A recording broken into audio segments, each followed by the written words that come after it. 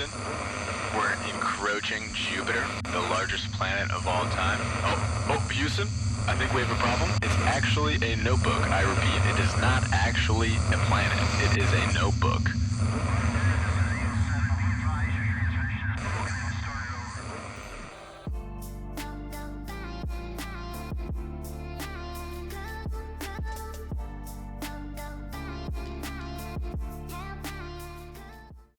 Now that it's clear that we're not actually talking about the planet Jupiter, let's start from the beginning. The Jupyter project first started in 2014 by Fernando Perez and Brian Granger, which was spun off of IPython, which is the underlying shell that Jupyter Notebook is using to run code, and thus the birth of the most popular and widely used notebook interface today, Jupyter Notebook. There's no relation with the planet, but rather the name comes from the original programming languages that it supported, Julia, Python, and R. Since 2014, notebooks have only grown in popularity. In 2020, there were over 10 million notebooks on GitHub, with 87% growth from 2019 to 2020. I can only imagine that the quantity has only continued to grow rapidly. It's clear that notebooks are an essential part of the data scientist, machine learning, and software developer toolkit. If you intend to work in data science or machine learning, working with a notebook interface will be unavoidable. I highly suggest you keep watching while I run you through the basics. Towards the end of the video, I'll also share a nice tip that I use regularly when working with notebooks. So what is Jupyter Notebook? It's an open source, web-based, interactive computation environment for creating notebook documents.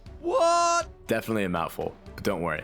I'll provide you with the context you need in this video to understand what Jupyter Notebooks are, how they work, and what they're used for. Okay, for starters, interactive developer environments aren't a new concept and are also called REPLs, which stands for read, eval, print loop. It essentially takes single user inputs, executes them, and returns the results to the user. So what does that mean in terms of the interface with Jupyter Notebook? Here you can see Jupyter Notebook is broken up into cells. You can also denote the cell as a code cell or a markdown cell. Markdown is a lightweight markup language for creating formatted text. As you can see by the basic options from the syntax, check out the link on screen if you want to familiarize yourself with the markdown syntax. And here's an example markdown cell, and notice how when you execute the cell, it's just interpreted and displayed nicely. As for the code cells, these are executed on what is called a kernel, the runtime programming language process that actually executes the code.